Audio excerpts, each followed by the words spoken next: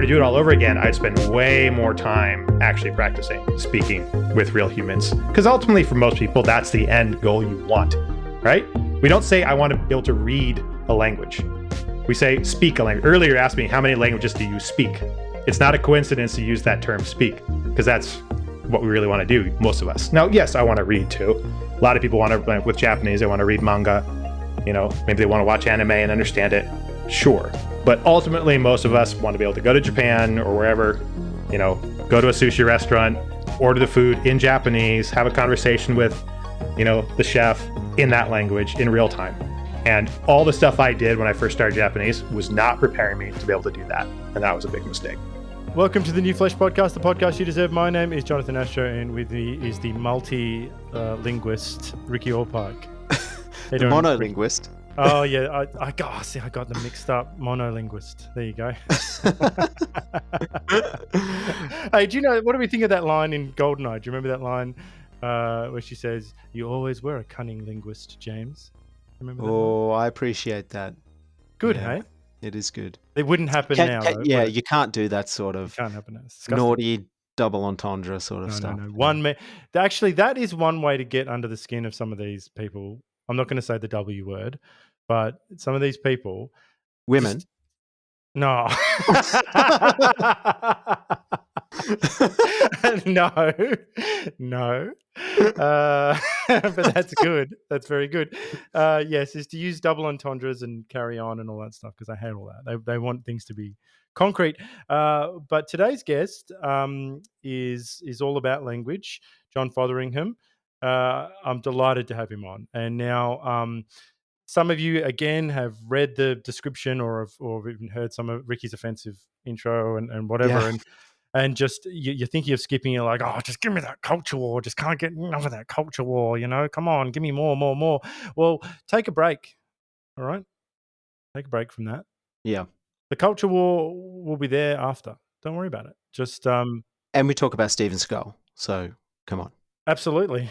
I try and foist that on as many of our guests as possible. I got Steven Seagal in front of Norm Finkelstein. You did, yeah. So that was good. That was masterful.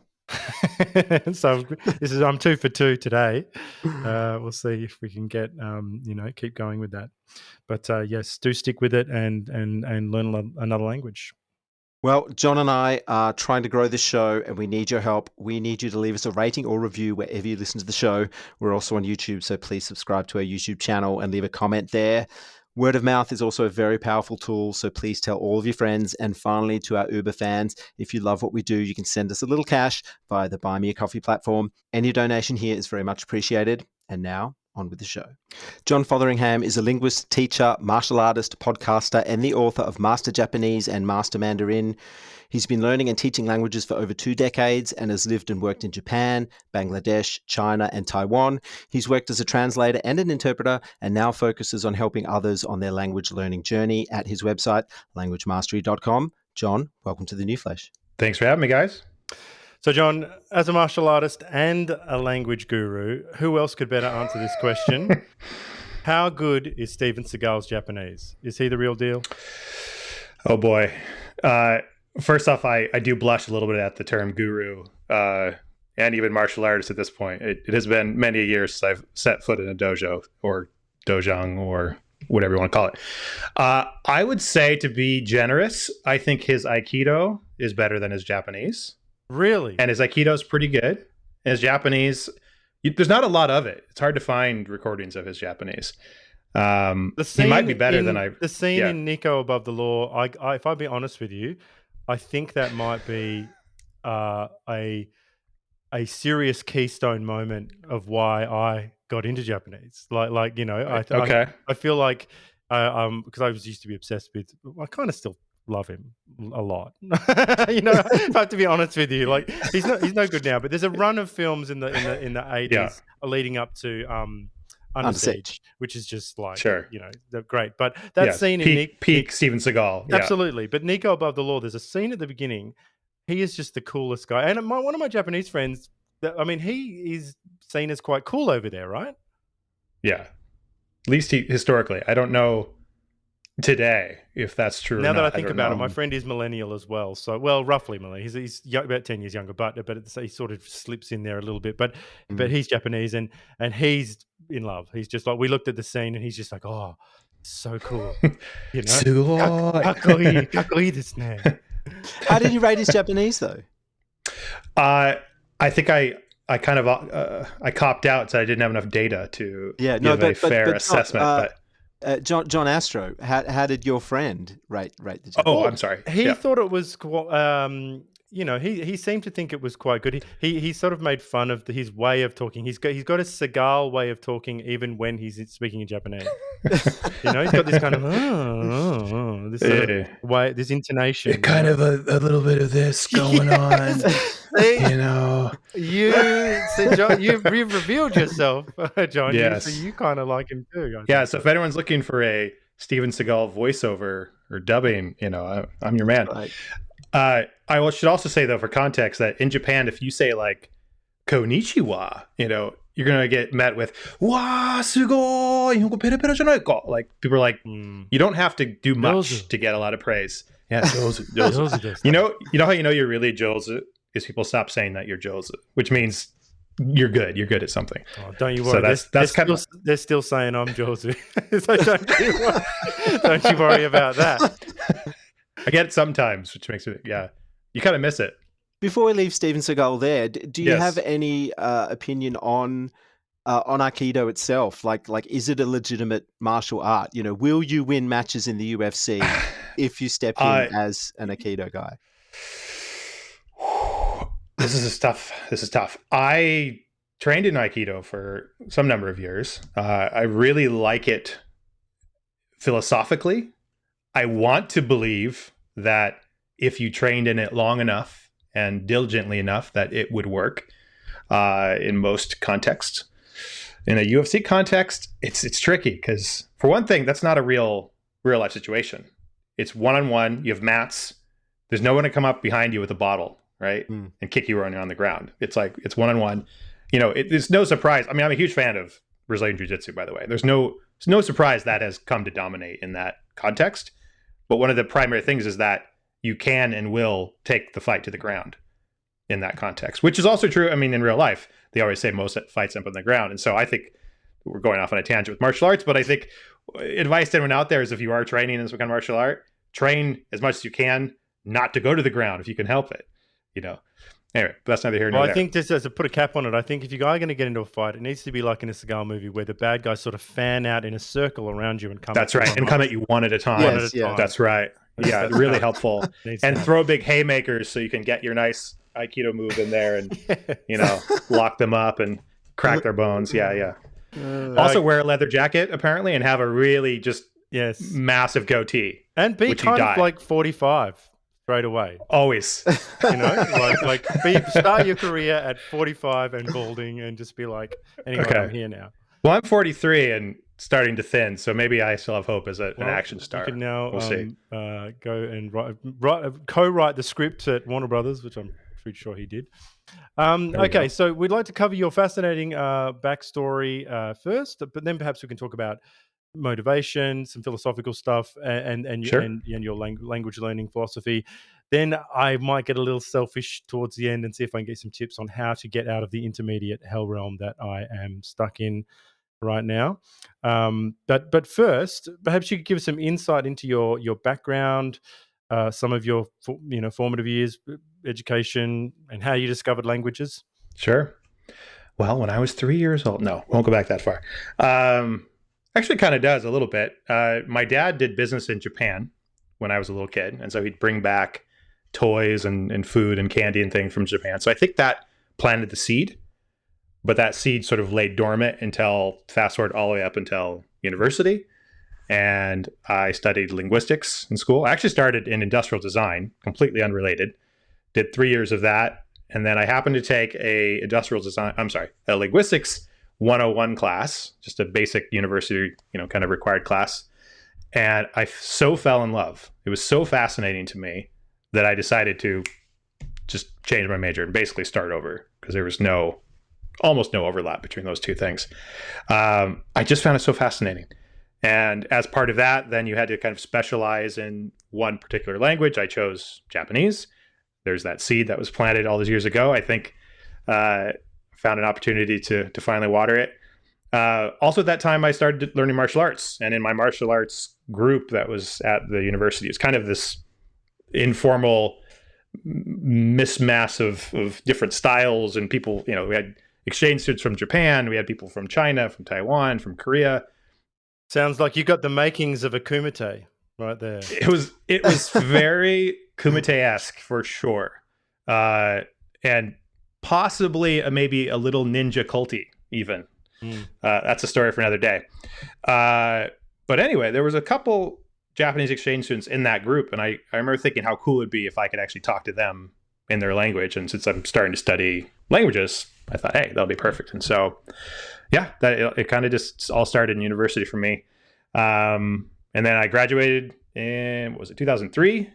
Went to Japan. There's a program called the JET program. A lot of people that have been to Japan will be familiar with that. You basically just teach English at a high school or a junior high school. They place you somewhere. I got placed in the absolute middle of nowhere, which is actually a good thing. If your goal is to learn a language, you don't want to live in a big city. You want to live as far from other foreigners as possible. And that is exactly what happened. So basically in 1 year, I went from the very broken, clumsy Japanese that I had learned in school and trying to learn on my own, talking to my friends, to pretty decent. I mean, in that 1 year. And in that same program, they had another position where if your Japanese was up to snuff, you could go work for a local government office. And so I applied for that. And then the second year, I then went to the big city, which was Kobe, which is a great city, by the way. So my second year, I then worked in a government office, basically like a state office would be the equivalent, doing translation, interpretation, native checks. They had professional teachers there, professional translators rather, who would translate from Japanese into English, and then they'd come bring it to me and have me do the check. Usually I'd have to just basically start over, because one of the rules in translation is you do not translate into your foreign language. You always translate into your native language, because no matter how good your language skills get, you're never going to be 100%. There's always going to be some things that just sound a little weird, a little non-idiomatic. So yeah, and that was the 2 years I was in Japan. So I'm fascinated by your time in rural Japan. Can you just flesh out that experience a little more? Like, what was the name of the city, of the town? So it was a town of about, I think it was 6,000 people, and that's pretty spread out. It was like a very rural agricultural town. It was called Aogaki.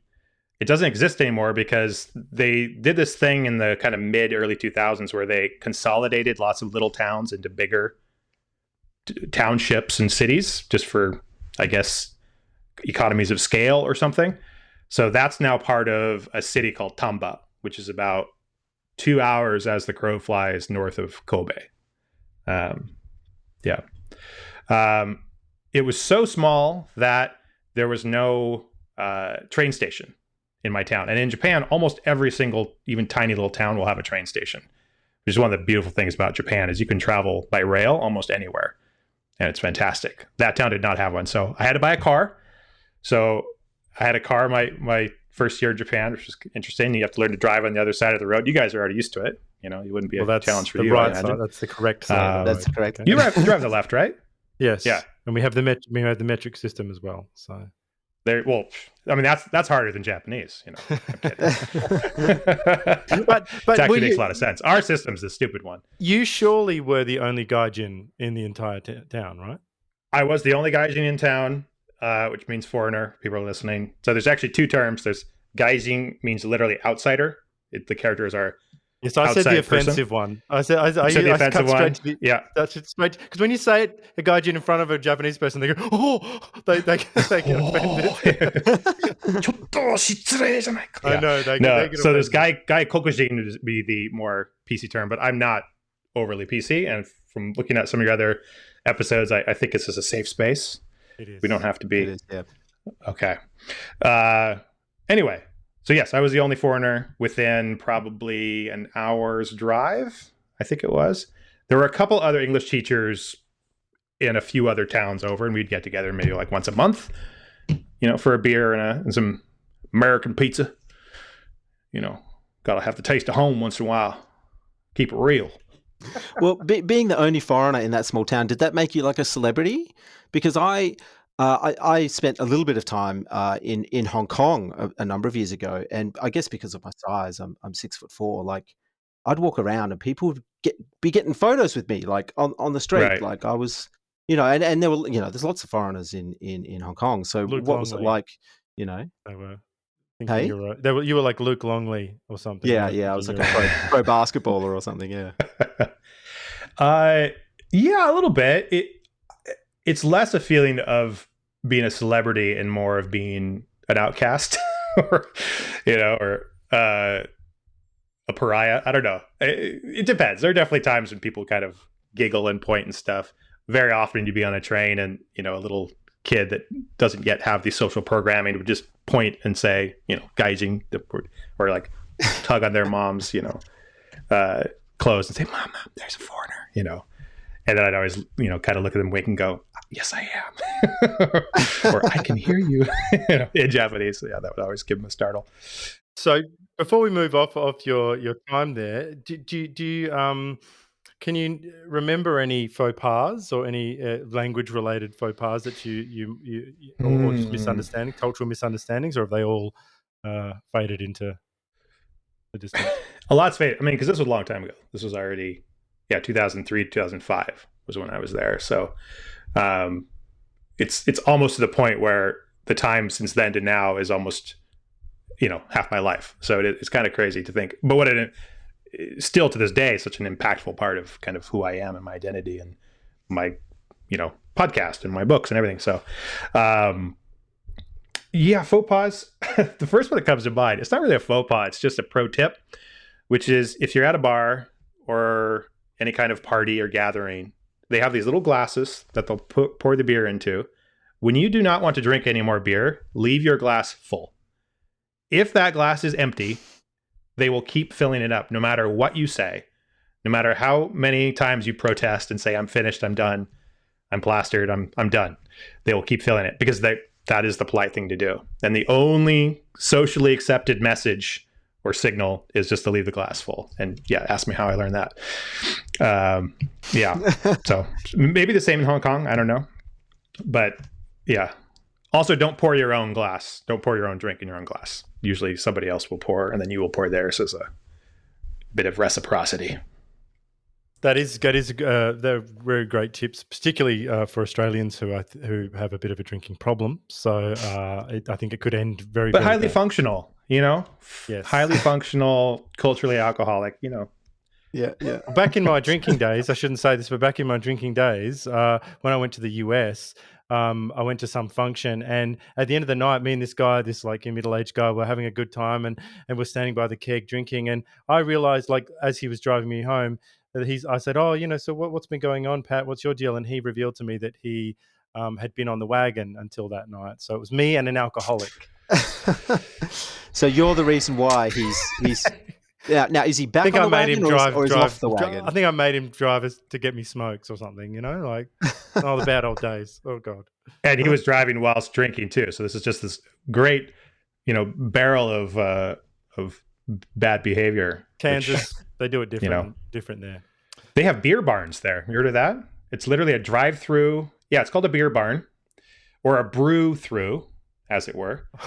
And it's a drive-through alcohol store where you drive up to the window and then you buy the beer. You're not buying it open and drinking it, but like you just get it put to you, so you don't have to actually go inside a store. We have those everywhere, John. We have those everywhere. We're Australian. Really?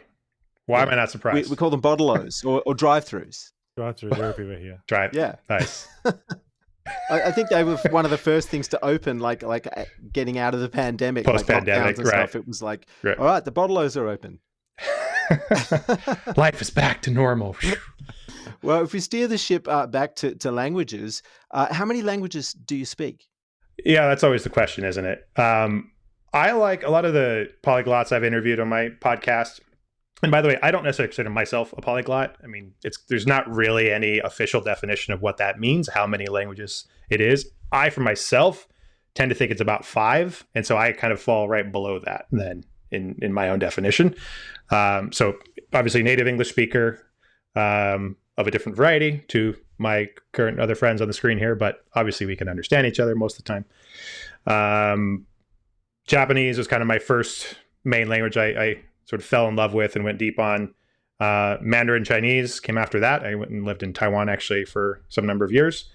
And then just a little tiny bit of a bunch. So I've dipped my toes in Spanish and French, little tiny bit into Korean. I figure it's like linguistically, culturally, geographically halfway between Japan and China. So I thought, hey, why not? It's right there. But sure enough, it's actually a very different language. Who knew? So yeah, that's kind of the list. So I'd say 3 point something. So would you mind giving us a macro view of your sort of language learning journey with the first additional language? Like how did with that Mandarin process or go? with Japanese? The first one you learned. Okay, so Japanese, yeah. So I basically made every mistake possible, which in hindsight is a good thing because now I can help other learners better because I made the same mistakes. I definitely would not learn a language now the way I did then, for sure. I was studying in a school, in a formal environment, lots of memorization, trying to force the language into my brain, trying to memorize grammar rules and vocabulary from a book as if somehow you can then both understand that and pull that out in real conversation, which is just not the way languages actually work. Trying to learn obscure vocabulary, things that I thought would make me sound really erudite. A lot of that I think is just being a young 20-something male and having, an ego the size of Texas. Luckily for most of us, that tends to get a little smaller with age. Now it's down just to a Kansas size ego, right? Just completely the wrong approach. And I think a lot of it too was spending way too much time with the nose in a book and focusing just on input and not nearly enough time practicing output. So in linguistics, we have basically two halves of a language. You have input and output. Input is listening and reading. Output is speaking and writing. They're both important. You need both, obviously. You need all 4 skills.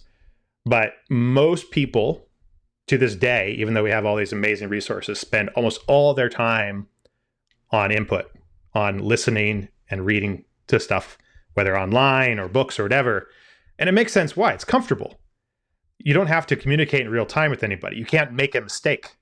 You can look things up. You can pause the video, right? You can get out your phone now even and just point it at the text and it'll translate it for you in real time. So that's safe. The thing, and I did that because it was safe. If I were to do it all over again, I'd spend way more time actually practicing speaking with real humans. Because ultimately, for most people, that's the end goal you want, right? We don't say, I want to be able to read a language. We say, speak a language. Earlier, you asked me, how many languages do you speak? It's not a coincidence to use that term speak, because that's what we really want to do, most of us. Now, yes, I want to read too. A lot of people want to, with Japanese, they want to read manga. Maybe they want to watch anime and understand it. Sure. But ultimately, most of us want to be able to go to Japan or wherever, go to a sushi restaurant, order the food in Japanese, have a conversation with, the chef in that language in real time. And all the stuff I did when I first started Japanese was not preparing me to be able to do that. And that was a big mistake.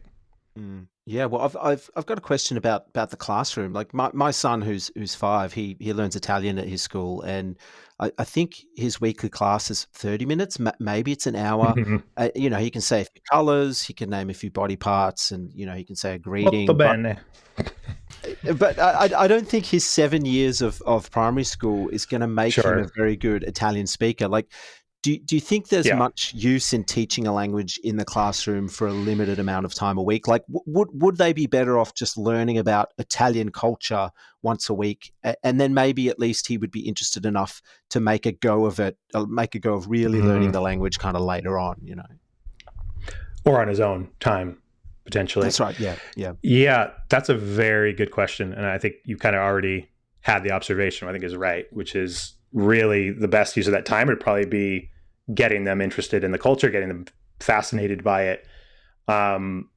The other thing that might be helpful, I think, and this is what I would do if I were the teacher of that class, is I'd try to provide some cultural context, build some excitement, and I would also introduce them to videos, resources, other things that they could then consume on their own time.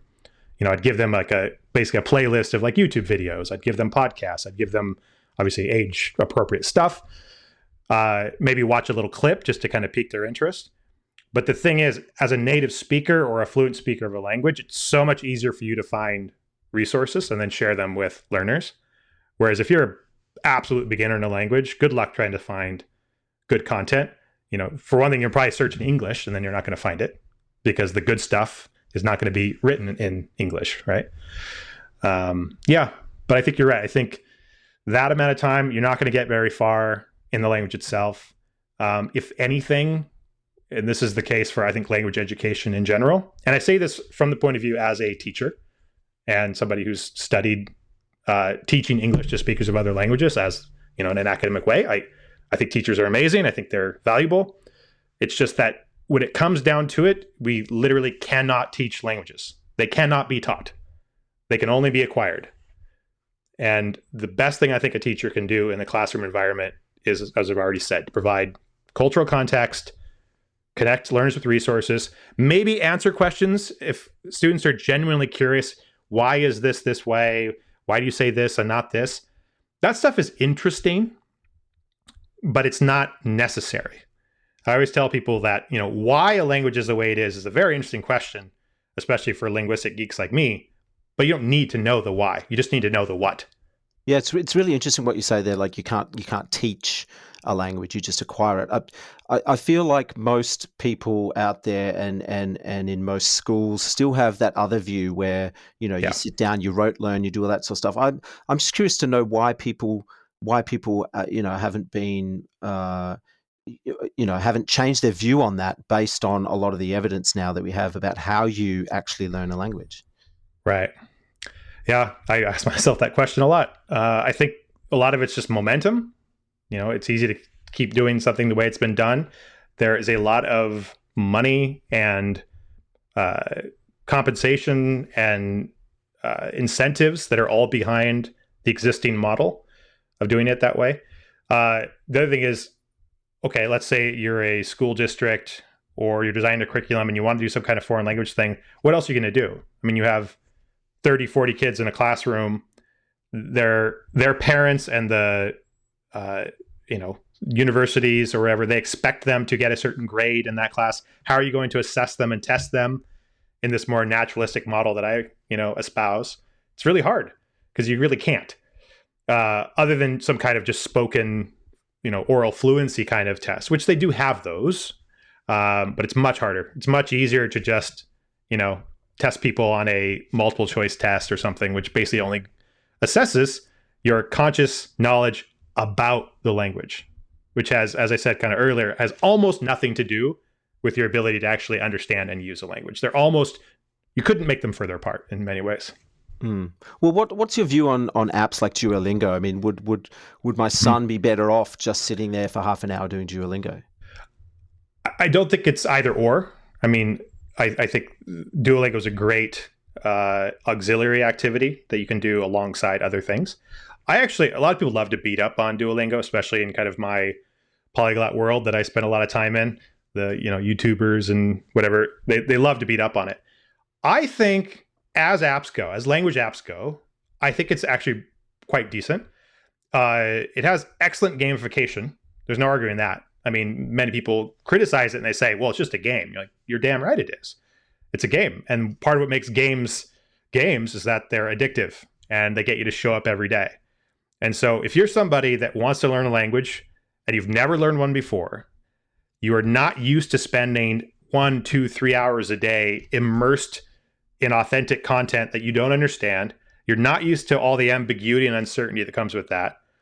To suddenly jump into doing that, I think can be too big of an ask for a lot of learners. Whereas a Duolingo, I think it's a nice little on-ramp for a lot of people to get them kind of into the habit of language learning every day, building an identity. This is a James Clear thing, right? If you want to actually become someone that speaks a language fluently, first you have to build an identity that you are a language learner. or a language speaker. And I think Duolingo is a fantastic kind of gateway drug to get people into that. I wrote a blog post called, I think it was Why Duolingo Won't Get You Fluent, but Why You Should Use It Anyway. Because I think it is. I think it's a good little kind of, dopamine machine to get you into the habit. Just don't stop there. That's the one problem, is people get stuck in the dopamine seeking gamified world and then never branch out and actually do the stuff that really matters. Like I said earlier, having actual conversations, consuming actual authentic content, reading authentic content, things like that. Well, I think we should probably get into what you call anywhere immersion. TM. Which TM, John Fotheringham. So, which I think is I probably in opposition to what we've just talked about, the classroom and some of that rote learning and what people think. So maybe could you tell us about anywhere immersion and see if we can start thinking about what it's like, how people can, what it's like for beginners and how people, because what we really want is people who are listening to this to start their language journey. So we've got some beginners who want to know what to do. Sure. Yeah. And I'll full disclosure, I think that anywhere immersion is a lot easier and more enjoyable the higher up you get in your, language journey. So, for an intermediate learner who's, has a decent vocabulary already, at least consciously knows a lot of vocabulary, it's gonna be a lot more enjoyable. The real challenge is, how do you do it when you're an absolute beginner, to your point? And it is a challenge. And that's, again, why I think something like Duolingo alongside anywhere immersion in the beginning can be a good combo, because then you're hijacking the habit formation part from this highly addictive game alongside this other thing that has much fewer immediate rewards. If you're an absolute beginner and you go watch a 30-minute show on Netflix in Japanese with no subtitles, you're going to get close to nil out of that, right? It's still a valuable activity. I still think you should do it. But it's going to be very, very difficult and take a lot of discipline, take a lot of glucose, right, to be able to stick to it. Now, there are ways to make it easier, and I can go through those in a second, but I don't want to go off on that tangent quite yet. I want to zoom out a little bit first and just kind of define anywhere immersion in broader terms first. So as I define anywhere immersion, as the name kind of implies, it's immersion you can do anywhere. And the basic idea of this was that when I first started learning Japanese, I still had to buy physical media for almost everything. I mean, I had a kanji book, Chinese character book, dictionary. The thing weighed 15 pounds. It was massive. And I carried this around in my backpack. I probably have permanent, back damage from that. And to look up characters in that thing, you had to go to an index, look up characters by the constituent radicals, and look for the number. I mean, it took ages and ages. And that was a physical thing, and I had to buy. I think it cost me like $150. It's crazy. Now I have the same basic function right here on my phone. I could just either point the camera at a character and it'll find it through optical character recognition, or I could just write it with my finger on the screen. Brilliant. Right? And that's the point, is that now with technology, you can literally bring anything you need to you wherever you are via your computer, via your smart TV. The options are endless, but the point being, like, where you live is no longer an excuse. Where you live is no longer a limiting factor. Now, granted, if you can move to Japan or wherever your target language is spoken, awesome. Do it. Absolutely do it. Changed my life. But so many people think, I'd really love to learn Japanese, but I can't move to Japan. I guess I'm hosed. I guess I can't do it. BS. It's not true. You just need a little discipline, little creativity, and an internet connection. And if you don't have an internet connection, if you don't have a smartphone, you can go to the bloody library and you can use the internet connection there. Like, there really is no excuse. So then basically the idea is, okay, we have this technology, we have all this media. So what can I do? How can I design my day so that as I go through my day, as much as possible, everything I'm seeing, hearing, reading is in my target language? And there's lots of ways you can do that. That's basically most of what my book, Master Japanese and Master Mandarin, are how to do that, how to build that environment, which TV shows to watch, which podcasts to listen to, which apps to use, so that, yes, as you go through your day, and also physical media too. I mean, I'm a huge fan. I mean, if you look at my background, I've got a lot of physical books. I still love underlining sentences, and, I'm a big fan of marginalia. I think paper is still powerful, but that's just because I'm a nerd. I think for most people, digital media wins because it's free, it's portable. I mean, you can fit more Japanese listening and reading content than you'd ever be able to go through in your entire life in this little tiny square. It's absolutely amazing. So, and one of the things that you cover in your book is, I mean, surprising. It's actually two books. One is the book that's focused on the language itself, which you provide. But mastering Japanese is it's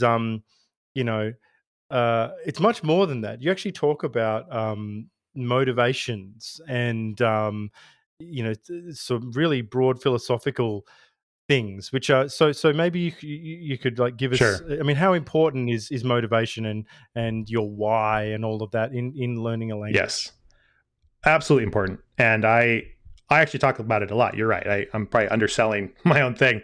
I think it's essential. I don't think it's talked about enough. I think maybe more so now. I mean, a lot of the folks I know in this kind of language blogosphere, YouTube world, talk about it more now. But when I was first starting out, because I started my blog, I think it was 2009. So, I've been at it, not consistently enough, but off and on for quite a long time. And back then it was mostly about just tactical, practical stuff about how the language works and this and that. And I didn't see a lot of people talking about what I kind of saw as the missing piece, which was the psychological foundation. To your point, motivation, psychology, cognitive distortions. I mean, so many, in recent years, I've gotten into cognitive behavioral therapy, CBT. And I realized so many of the things that I did wrong or see learners doing wrong, they're all just distorted thoughts. They're all these beliefs about, I either have to do it perfectly or it's a failure. I say, whoa, wait a minute. Reality is not binary like that. Like, it's a spectrum. Maybe you used the wrong word or you conjugated the verb a little wrong, but did the other person understand? Did you get the ball over the net? Then hallelujah, congratulations, you communicated, my friend. That's amazing. Next time maybe you'll get a little better, but you didn't fail. You communicated. That's awesome. So yeah, I think psychology and attitude, motivation, I think those things are massively important. I'm definitely not the only one talking about those things these days. I know you had Steve Kaufman on your podcast the other week, and he's very much into that as well. I think his YouTube channel, people should check it out. He talks a lot about attitude and motivation. Yeah, so important. And that's kind of, if I zoom out a little bit too, I think there's kind of three buckets when I think about how to go about learning a language, and they all have to be full. And so bucket one is your mind. You need to master your mind. If you don't master your mind, then it doesn't matter how full the other two buckets are, it's not going to work. Bucket two is mastering your day, your time. Just basically the actual practical habit formation stuff. How do you fit this anywhere immersion idea into your day? And then bucket three is your environment. So how do you actually make sure that everything you see, hear, taste, touch, and smell is in that target language or helping you learn that target language? And I think a lot of language learners fail because they only fill one bucket. Maybe they get the environment part right. They have all the, they get all the anime on Netflix and they get a whole stack of manga, but then their attitude's out of whack. And then they never actually watch it. Or they watch 5 minutes of an anime on Netflix, don't understand all of it, and then give up. They think, I'm just not very good at languages. Like, no, your method just maybe wasn't quite right. So is the mind bucket more about just motivation and having the mindset that you're not going to be perfect, and maybe it comes it's also about routine, maybe, like, I've listened to a lot of people talk about how you need to, if you want to work out every day, you got to have your weights out. Like, if they're packed away somewhere, then you're not going to use them. That sort of mind mentality. Right. Yeah, that's a big part of it. I think when it comes to languages specifically, the two most difficult things for adult learners like us is dealing with uncertainty and ambiguity, because we're so used to being able to say exactly what we're thinking and feeling and understanding almost everything that we hear or read. We don't remember what it was like to be 1 year old and not understand anything and not be able to, we cried and cried and cried, and we hoped that cry would get us the thing we wanted, but it was this very blunt tool, right? We're so now spoiled for so long being so erudite and, be able to be basically put into words, whether written or spoken, exactly what it is we want. When you start a new language, it's going back to, I won't say zero, because it isn't zero, but it's pretty far back, right? And that's very, very difficult. It's very uncomfortable. And so I think the number one meta skill, if you want to get fluent in a language, is training yourself to endure not understanding and not being understood. And it's bloody difficult. I feel like this is the most underrated thing. I don't know why. Well, part of it is that what you said before. There's a lot of grifting and a lot of infrastructure and money behind the dumb method of of how we learn and teach and whatever. That because I'm so frustrated. I feel like the first thing I've done a little bit of classroom learning. The first thing they should have said is when I rolled up is they should have said, okay, now you're all adults. The number one thing you're going to have to deal with is the horror of not understanding, not being understood, and mainly appearing foolish, which is if I'm being 100% honest, I think one of my we'll get into my personal journey later, but I feel like Dr. John is here for you. Dr. John, one of my big horrors is appearing foolish, and which is, I think it's a big block where I'm at now in finding a good tutor and even connecting with my friends as much as I would like, because I'm even horrified of appearing foolish to them. Absolutely, it's hardwired, man. I mean, assuming people listening here believe in human evolution, or if you want to believe in whatever design, the point is it's hardwired into all of us to fear being outcast, to fear looking like an idiot, because being an idiot, being unuseful to your tribe, is very likely meaning you're going to be outcast, which means you're going to die. So as silly as it sounds, making mistakes in your Japanese, our brain equates that to I could literally die. Not even just feel like I'm dying, but to our DNA, it's worried we're going to get put on an iceberg and pushed away because we were idiots. So that's in there. It's real. I actually think, honestly, this is one of the main reasons why children tend to do better in acquiring languages. In many, many ways, I'm certainly not the only one who's made this argument. In many, many ways, adults are actually faster, better language learners. Other than accent and pronunciation, that's kind of the one thing most adult learners will never quite get 100% native-like pronunciation. And so be it. So what? But other than that, we tend to learn much, much, much faster if we get out of our own damn way. And that's where we almost always fail, to your point, John. And I have the same exact thing. Even now, I just spoke with a Mandarin Chinese tutor earlier today, and I haven't spoken Mandarin in quite a while. I was so worried about making a fool of myself. And it's even worse now that I'm a linguist. I have a whole website and books about you have a book that says mastering Mandarin. Has the word master in it, which, by the way, was probably a mistake. I mean, it's so funny because people, they assume I have the word master in my things, that I'm a perfectionist and that I believe in becoming the best in the world. That's not it at all. We could talk later about how I define mastery, but it's not that. And honestly, it was just I had the domain available, and I thought, oh, that's cool, language mastery, cool, I'll get that. It really was as simple as that in the beginning. But yeah, we get in our own way, and we're so afraid of making mistakes and looking foolish, and that's usually where we get blocked. And so it's not easy, and I still struggle with it. But for all the languages I've learned, I make the fastest progress when I make the most mistakes and take myself the least seriously and just have fun with it and make goofy mistakes and use hand gestures and, body language and facial expressions, drawing, typing stuff.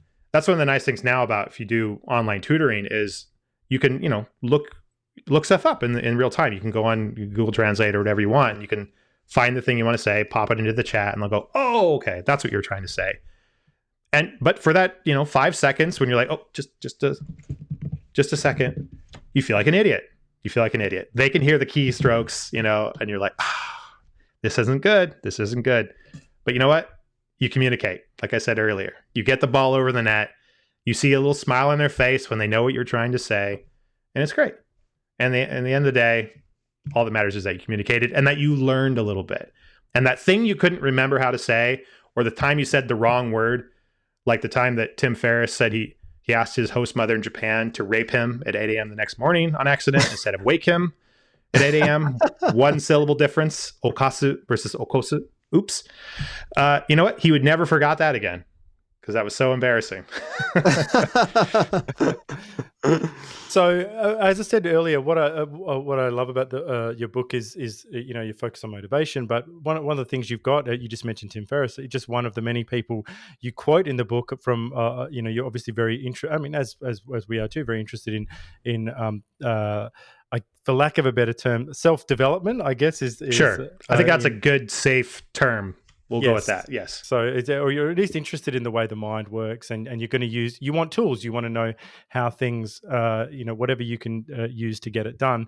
But here's just a concrete example for people, because you also bring in, you hedge a little bit by saying, oh, you don't have to see yourself as a warrior. But I think, I look at it and I go, no, I completely agree with this. So you talk about like developing a warrior mindset when approaching goals, and you've got this great quote in here when you talk about external locus of control and internal locus of control. So stay with me, people.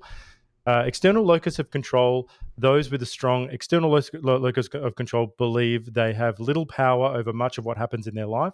They attribute success and failure to external factors such as luck, fate, privilege, God, one's environment, the economy. They tend to blame the outside world instead of taking personal responsibility for changing their lives. This is in opposition to internal locus of control. Those with a strong internal locus of control believe they have power over much of what happens in their life. They attribute success and failure to internal factors such as personal effort and choice.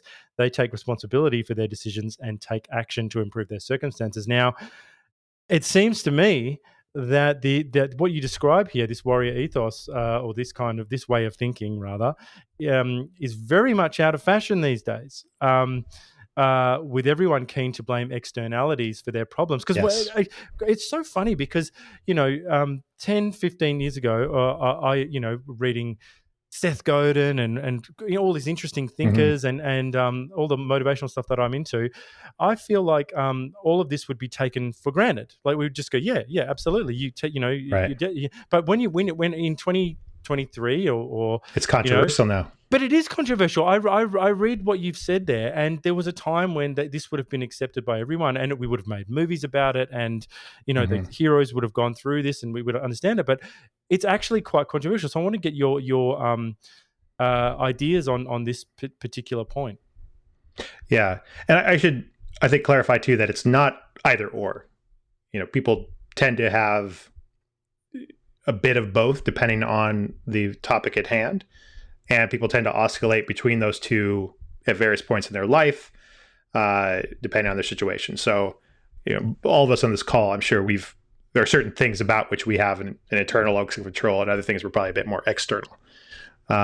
It's a lot easier to have an internal locus of control when things are going well for you, and it's a lot harder when is swearing okay on the show? You can say whatever you like. You can say all of George Carlin's dirty words if you like. Yeah. Fuck yeah. When things are going to shit, is what I'm going to say, it's a lot harder to maintain internal locus of control. I think you still need to, because your life's going to stay shit with an external locus of control. And that's what we see in the world right now. It's not to say there aren't bad things happening out in the world. And I think also part of the danger is if you take either of these to the extreme, you really miss what's happening in the world. You miss the truth. There are tons of things. Most things are outside of our control. And I think people kind of mistake this idea of an internal locus of control, that you bring everything inside and you control everything. No, that's called being insane. That's called being a megalomaniac. That's being Donald Trump. But then you go the other extreme, and then you have the worst of what's you've seen, like in places like Portland or San Francisco, or kind of the extreme, almost cartoon version of the progressive left thing. And I'm left of center, but so many of the things that I espouse and talk about in my books now would put me right of center in a lot of people's books, because this whole idea of like personal responsibility, I don't know why that's a conservative idea. It shouldn't be, but because I espouse that, I kind of get lumped in sometimes with folks that in so many other things I don't agree with, but that one thing I hold true to. So if we bring this back to language learning, which is probably a good idea, right? There's so much that we could point outside of ourselves and say, well, I can't learn language X because X, Y, Z. There's all these reasons, all these excuses why you can't do it. I don't have money for it. I don't have time for it. I don't live where the language is spoken. I don't know anybody from that culture or country, on and on and on and on and on. And my basic point is, and much of my writing and my podcasting and everything is trying to make this point, is none of those are real barriers. They're psychological barriers. They're not real barriers. I don't doubt you're busy. We're all busy. I don't doubt that you have, more expenses probably than you have money coming in much of the time. I don't doubt that. But if something really matters to you, if you really, really, really want to do this thing, if you want to learn Japanese, Mandarin, Spanish, whatever it is, there is a way. You can build time into your life. You can find resources. So much stuff is now free, or at least absurdly cheap. I mean, going back again to the academic model versus kind of this anywhere immersion idea. If you take an academic class, to learn language, that's hundreds, if not thousands of dollars, right? To do that. With anywhere immersion, it's either free to, at most, if you're like doing tons of tutoring and buying some really like fancy apps or books or whatever, maybe a few $100s a month, but nowhere near that. But the beauty of it is it can be absolute $0 if you go about it right. And so the excuse that I don't have money, well, that's out the door. If you have this internal locus of control, and that's again the key. And going back to psychology, you're starting with this viewpoint that I can figure it out, that no matter what, I can do it myself. It might not be easy. It's easier for some people than others. And again, this is where the bio-individuality part of it comes into it. It's a lot easier for some people that are familiar with technology to find these online resources. But again, you need to have your own internet connection. You can go to your library. Your local library has an internet connection. They have books. They have, I don't know about in Australia, but here in the States, most libraries have memberships of things like, is it monolingo? There's all these different like kind of expensive learning apps that normally cost hundreds of dollars a month, and you can just get it for free through your library. So the things exist. They're out there.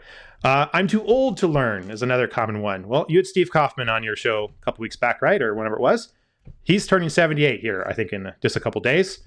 And he's now in his 20th language. So most of which he's learned in his 50s and 60s and 70s. So granted, he's one person, but there are lots of people like that. That is not, as rare, I think, as people realize.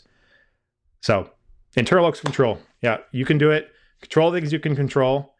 Do not worry about controlling things you can't control. That's kind of the other half of that I didn't get into. This is very much like a stoicism thing, right? Is like,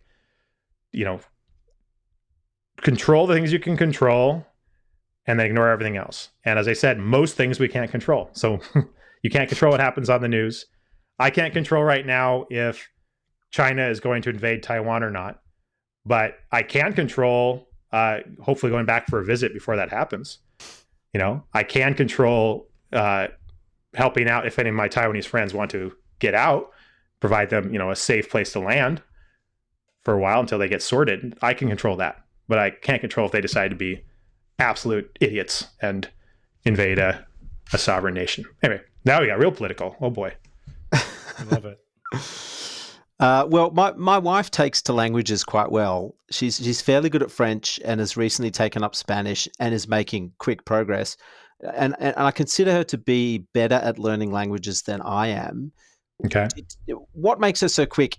Is there any evidence that women are better at languages than men, or do some people just have an aptitude for languages? Okay. There's a couple things in there we have to unpack. I haven't seen any compelling evidence that there's much difference in the sexes in terms of aptitude for acquiring languages. There's one interesting thing which comes to mind, which is that on average, women tend to have a larger corpus callosum, the part that connects the two hemispheres of the brain. I said no swearing on this show, John. Sorry. Don't just say. I don't know what that is, but it sounds obscene. I just dropped the C word right here. That could account for parts of it. Even though we don't no one can actually multitask. That's a myth, right? You just switch back and forth very fast between multiple things. But having a big corpus callosum helps you do that faster. So that is part of why. I don't know if you ever watched. There's that great TED Talk from Sir Ken Robinson, the late Sir Ken Robinson, rest in peace. He was talking about how a woman could be in the kitchen painting the ceiling and making a thing, and then doing open heart surgery all at once, and then the man's in the kitchen with the door closed, and if you come in and say, "Oh, honey, excuse me, I'm trying to fry an egg in here," you're like you're basically like Jack in The Shining when you're like, yes. every time you hear typing in here, Wendy. Typing. That's right. All work and no play makes Jack a dull boy. Yeah. So I don't know if there's gender differences there. I think there's attitudinal differences for sure. And there's probably differences in general. I don't want to generalize, but we XY chromosomers, going back to what we talked about before about the fear of making mistakes and looking stupid. That seems to be a much bigger deal in general for men, is that fear of looking dumb than women. These are generalizations, but that's been my observation, that I think our ego tends to block us a lot more on stuff like that. I think also, in general, men tend to care more about things, and women tend to care more about people. Huge generalizations, I know. These are just generalizations. You cancelled now. We have to hedge so much on this stuff. Like what? I think that what we're all talking about when we say these things is there's a graph you can look at, which is like huge spike, right? Standard distribution. But it's basically everyone. And then when we hedge, we're talking about these tiny little things on the edges, right? It's because I care about those people on the edges. I care John. about them too. They matter. Edges matter. All lives matter. Is that what you're saying, John? I said edge people matter. That's a work jitsu move. It is. Very good. Very good. I'm hedging by edging. See what I'm doing? Yes. So I don't know, but I do think the psychology plays a huge role there. And also there's just individual difference. I mean, obviously, this is something I've actually changed my mind on over the years. I used to think that everyone can learn languages just as easily as anyone else. And if they can't, it's because they're just having blocks about it. It's just psychological. I still think that's a huge part of it, but let's be real. There are some people that do just have certain natural, aptitudes for certain things. But so what? It's like, I'm never going to play in the NBA here in the US. I mean, for starters, I don't play basketball. That's kind of I can't even dribble a ball. That's a problem. That is a barrier to but I'm also not, I think. Yeah, right. Big barrier to entry. I also am not 6'4". You could probably play there, Ricky. You're closer than I am. I'd be the shortest one on the court. You would be, but you'd be closer than I'm only 5'11". I'm just like middle of the road. 178 centimeters. See, I can do metric. Almost, sort of. Very good. Have to think about it. My nose bleeds a little bit when I do it. But I'm better at like lifting and throwing heavy things. That's my natural inclination. But if we zoom out a little bit here, all of us are speaking a language. You all managed, and everyone's listening to this, assuming that they're actually listening to it. Anybody, please? Anybody there? You learned at least one language as a child. Now, granted, there's very important differences between first language acquisition as a child and second, third, fourth language acquisition as adults. There are differences, but it's a huge Venn diagram and most of it overlaps. And that's what matters. And so if you learned a language, you can learn another language. Well, now I'm going to get selfish here, John. I'm trapped. All right, let's do it. I'm trapped into the intermediate phantom zone, and I can't escape. The plateau of death. I feel like I'm not improving at all, and I got a couple of things. So I think because I'm basically self-taught, although I have, basically, there are some embarrassing gaps in my knowledge. So I don't know how to fill those gaps. So I know some really complex, like advanced things, or sure. But then it's so embarrassing. But if you ask me simple sentence constructions like, Even I still haven't got my head around. I like this more than this, or this is bigger than that, or this is easier than that. I know, you know what I mean. So I've got like this Sure. horrible gumbo of advanced and simple things. How do I fix it? Well, first of all, I think it's important to realize that everybody that has ever learned a language goes through exactly that. So you're perfectly normal. The other thing I want to point out is you said at the very beginning, I feel like, these are really important to look at the words you used. I feel like I'm not improving. That's very important because I think a big part of the so-called intermediate plateau or the trough of despair, there's lots of words for this, but a lot of it is just that you're still improving at the same absolute rate, but the relative rate of improvement gets less and less and less and less, right? If you go from 0 to 5 words, that's a massive jump. You go from 5 to 10, a little bit smaller, 10 to 15, smaller. You see where I'm going with this. A lot of diminishing returns in terms of the actual tangible psychological awareness of progress. And so I think that's a big part of it. It's just you're not noticing. You're still learning at an absolute rate. It's just as much as you were before. It's just you have such a bigger foundation now. It's a drop in the bucket. So you don't notice it. That's a big part of it, I think. Which sounds like a cop-out answer, but I think it's part of it. No. It's you're right, and I think it's just like, for example, like there's one of the resources that you mentioned is just one of a million, but there's I recommend this. Probably too many, to be honest. Yeah. No, I think they're all good for different parts of the journey, and so I use Drops. I've had that for a long time, but it's a very fun one for particular. I recommend it for beginners. So very gamified. Very gamified. Exactly. Yep. Very simple. So I've just said that, like, I feel bad and everything, but I'm serious. I get 100% like every time I get on that now. Like because of, like, so I'm, I know enough kanji to be able to put together whatever. It's almost kind of useless as an app now. Like, because I don't learn. Mm-hmm. I look at the kanji and I go, I can guess basic. I just know I can know one character in whatever it is. I'm like, okay, well then that I know that's water, or I know that's, so I can. Right. So I don't really get anything out of it. But having said that, overall, I remember when I used to do it and do very badly. So well, there you go. Proof's in the pudding. I think that leads to one of my solutions for this, which is measuring your progress. It's really, really important, especially as you get into the intermediate and upper intermediate stages, to have some kind of benchmark, some kind of yardstick to know if you actually are improving or not. And you have kind of a poor man's one you just shared, which is like things you used to not know, now you know. It's like, okay, I'm actually progressing. I think ideally what you want to do is figure out ways to measure the 4 skills and do it in a authentic way. And what I mean by that is, don't just go by like words known or, kanji recognized, things like that. Like, you can do that. That is one definitely very easy thing to measure. But what I like to do is a little bit more subjective, but I think actually more meaningful, which is things like recording yourself. So every like 3 months or so, get out your phone, record yourself it could be your self-introduction. It could be talking about a specific topic. The key thing is you want to do the same thing every time so that you're minimizing variables.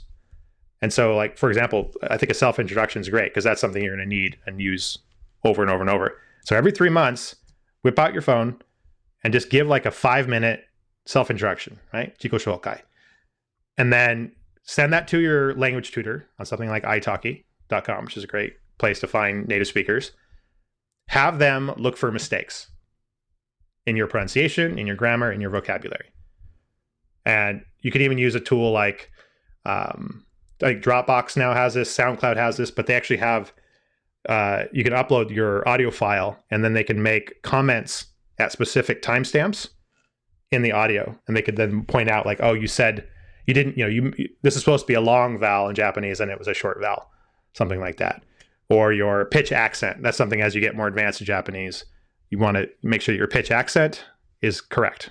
Because basically they have these distinctions in Japanese between high and low that if you get them wrong, you can be understood, but you sound really gaijin.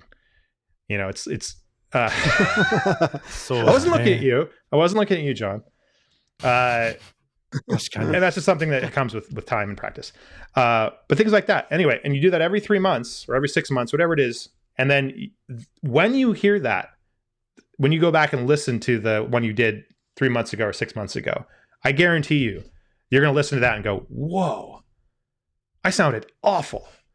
But at the time, I thought I sounded pretty good. And that moment where you go, I sounded awful, it seems like a negative, but it's actually a positive. Because then you're like, okay, I am improving, actually. It seems like I'm just on this level plane forever. But it's just a very, very, very, slack angle that I don't notice on a daily basis. But when you zoom out from a high enough level of resolution, you realize, actually, it is going up. I am going the right way. That's really advice. That's really great advice. We're mindful of time, so I'll just squeeze one more in on this sort of stuff. So, you've recommended that a tutor, an online tutor, is a good thing to have. I've struggled with this a little bit, maybe for the reasons of not wanting to seem foolish, but also the biggest one is finding a good one on iTalki or 100%. whatever it is. What's your sort of process for finding one that you vibe with or one that works for you where you're at now? Right. I think number one thing is just go into it knowing you're going to have to go through quite a few tutors probably until you find a few that you click with, one or a few that you click with really well. It's like dating. What are the chances you go on one date with one person and you get married to that person, right? Pretty slim. You might luck out. It happens. My now wife, literally the first time I met her, that moment I knew, which I used to think was absolute cliche Hollywood bullshit, and that happened to me. I'm like, okay, I guess that actually could happen. Anyway, with tutors, I would expect budget yourself at least 5, probably more like 10, going through different people, and then just be honest with yourself that, okay, I didn't really jive with that person, we didn't really click, or they tried to teach me the language. That's something that most more old school tutors / teachers are going to try to do. They're going to go, okay, here's a textbook. We're going to go through this textbook together. But not for me. That's not how I want it. If I'm paying for this thing, I want it to be conversational. I do want them to note my mistakes, and I want them to write in the chat box the mistakes I made, or if a new word came up, I have them write it down for me. If there's a resource recommendation, I'll have them put the link in there for me. And how many sessions a week do you think would be good? One is good. More is better, but one should be your minimum viable habit. 30 minutes once a week. Okay. That's your bare minimum. Anybody can do that. Anybody can make that work. Ideally, probably more like 3 a week. But I think 30 minutes is actually a good amount of time. You can do an hour. A lot of the tutors, their standard time might be an hour. I think 30 minutes is about ideal. Beyond 30 minutes, I want to go like all in, right? And do the 3. I got to do a lot of horse trading with my wife, my daughter, to get those 3 sessions though. You need a Japanese wife, John.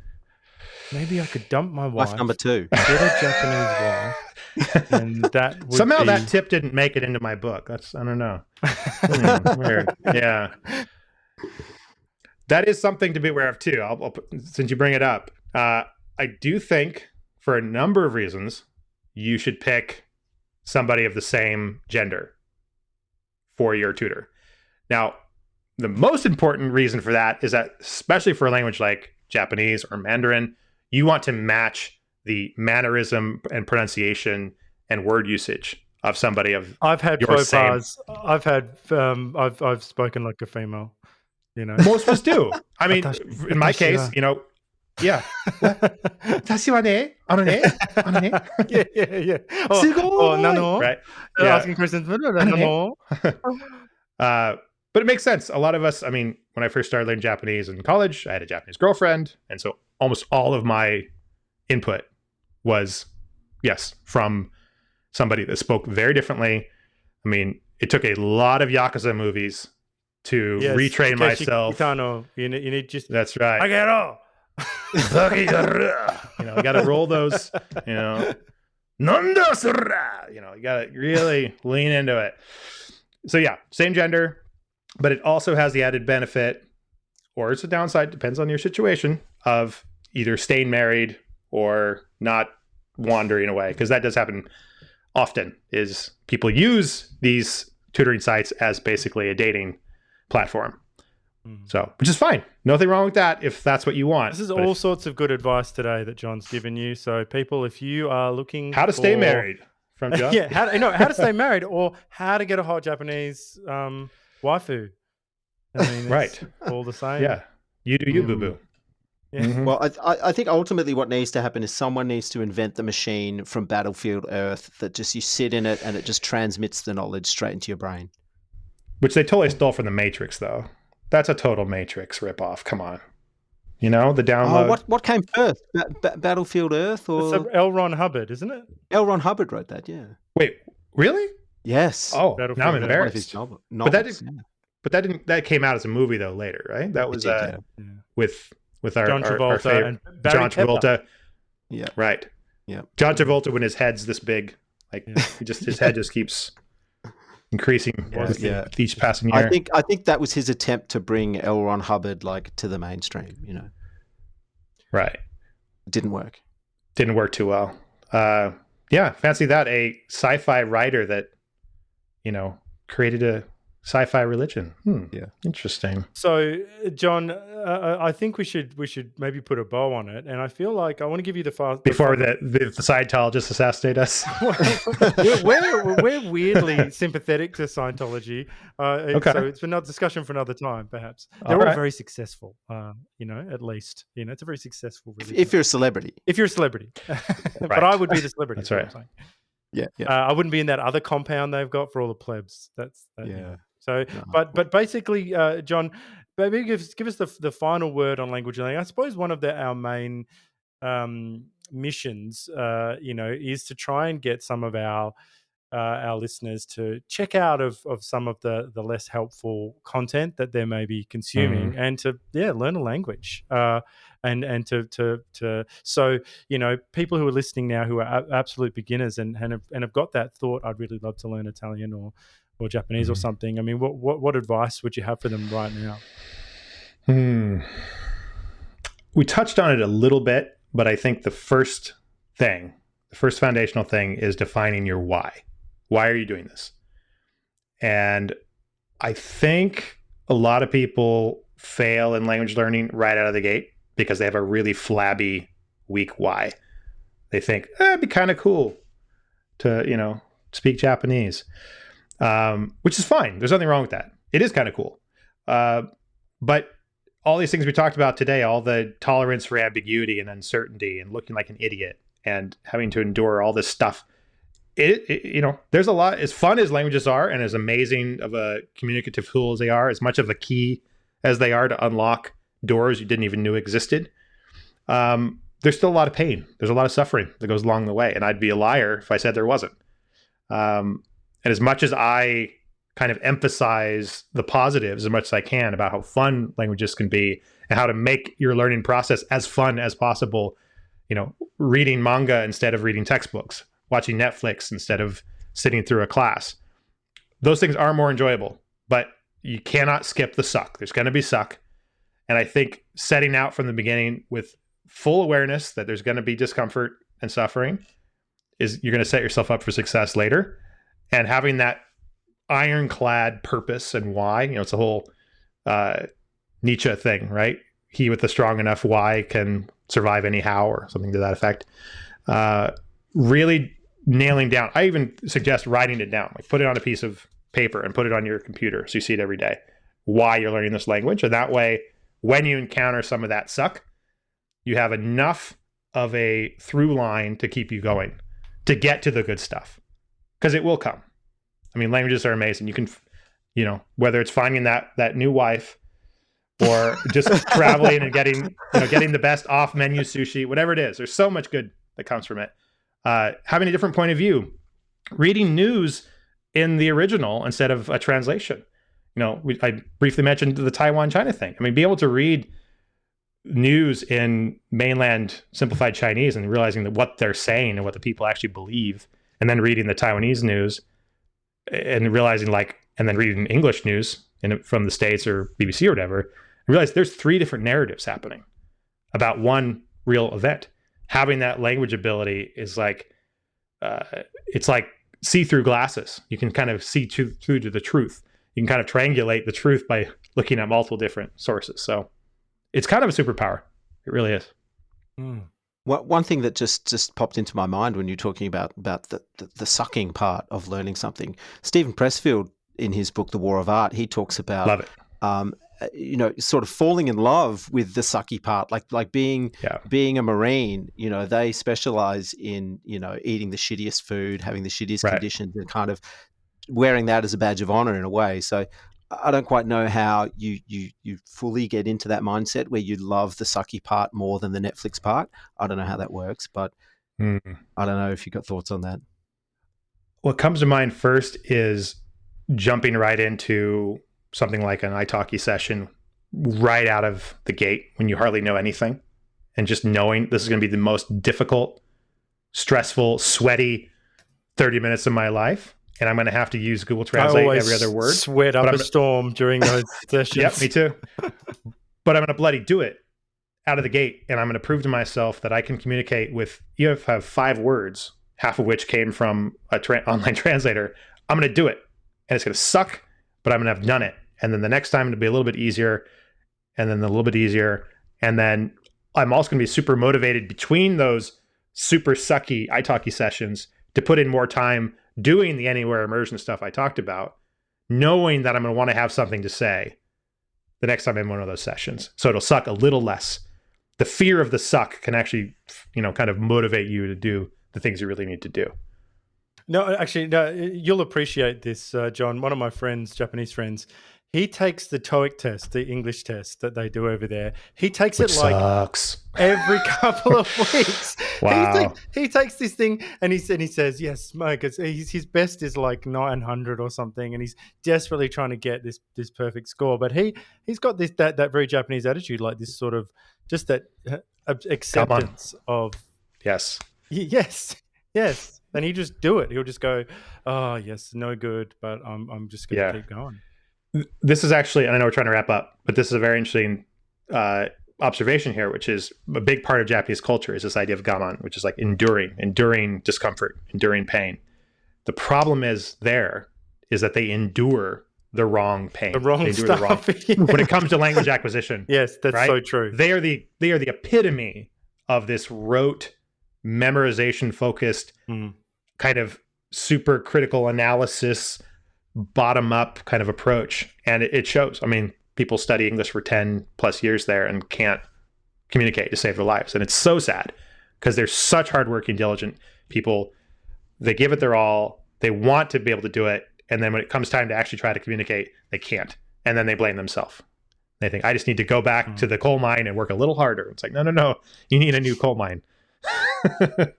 Yeah.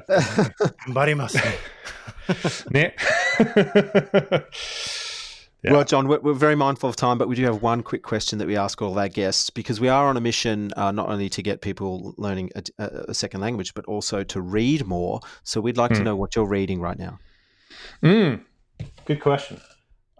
So I've read it once before, but I just got the physical copy of 4,000 Weeks, which is, I'd listened to it and I wanted to actually read it in paper format. I refuse to say that listening to an audiobook is not reading. I think that's bullshit. Reading's reading, I think, for the most part. It's coming in your brain. It's reading. That said, I do love to underline sentences and write in the marginality.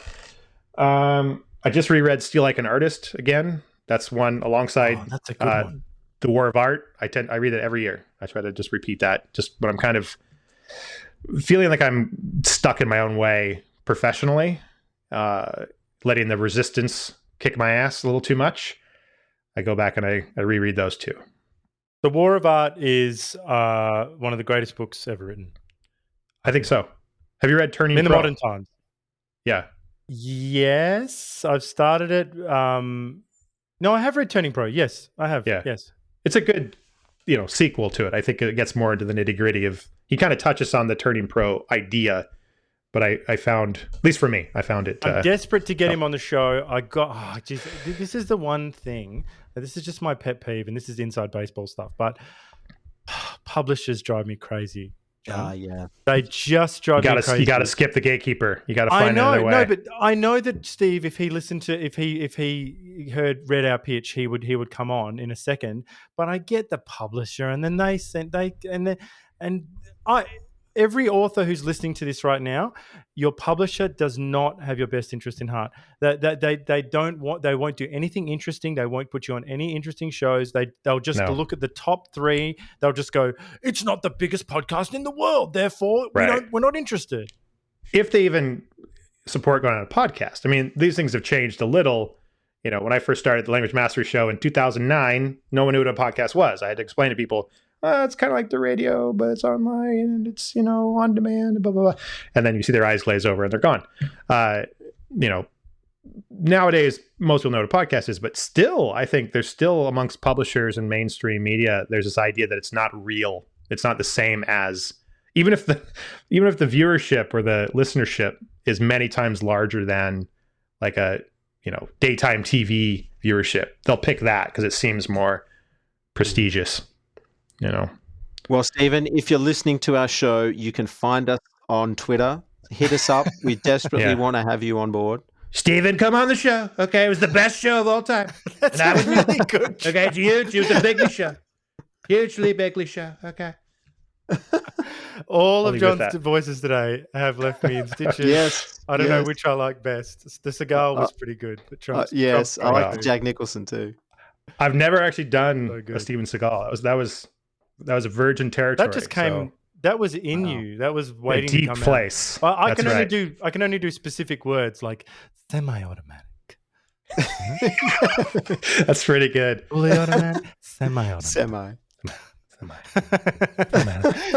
Yeah, you have to move your mouth a lot, but not actually enunciate much. Yes, that's right. Which is it's like the opposite of Japanese, actually. Yes, that's true. It's a very stationary language, isn't it? John, thank you so much for coming on. I'll say it. Might as well. You said embarrass myself. I might as well. 今日は本当に勉強になりました。よかったです。いや、こちらこそ。よろしくお願いします。はい。よろしくお願いします。Which is the weirdest thing. It's like the hardest, longest word you have to learn first. It's absurd. I know. Thanks, but they don't teach it. They actually don't teach you よろしくお願いします。Not in class. No, they don't. They should. Well, they teach you to say sayonara, which no one says. Konnichiwa and sayonara, which like nobody ever says ever. Like you say sayonara. Like, are you dying? Yes, people go, are you living forever? And you go, are you forever? Is that what that means? Like you're committing suicide? It's final. It's final. It's like it's goodbye. Goodbye forever. Farewell. It's on a train platform. Goodbye. That's right. Right. Instead of just like, ja, matane. Well, John, your website is called languagemastery.com, and I recommend everyone go and check that out. Where else can people find you? Are you on social media? I am not on social media, actually. I completely pulled the plug a few years back. Yeah, well, I didn't want to be a hamster on a wheel anymore. At least not that one. languagemastery.com. That's the best one. You can find my podcast there. Going to be launching a YouTube channel, actually, finally, pretty soon here. Stay tuned. Excellent. Thanks, John. Thanks, guys. It was a pleasure.